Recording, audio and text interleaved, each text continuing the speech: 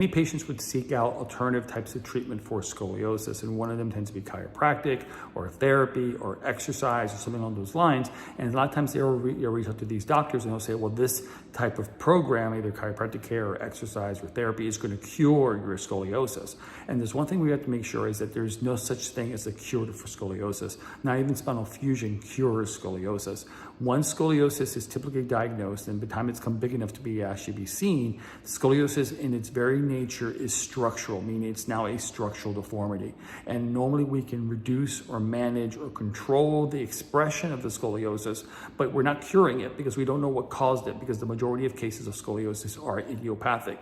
Now, is there a possibility that maybe a patient was 4 or 5 years old and there's no curve being developed, and they get into an exercise program or a chiropractic program and they maybe totally stop a scoliosis from developing because they're receiving care?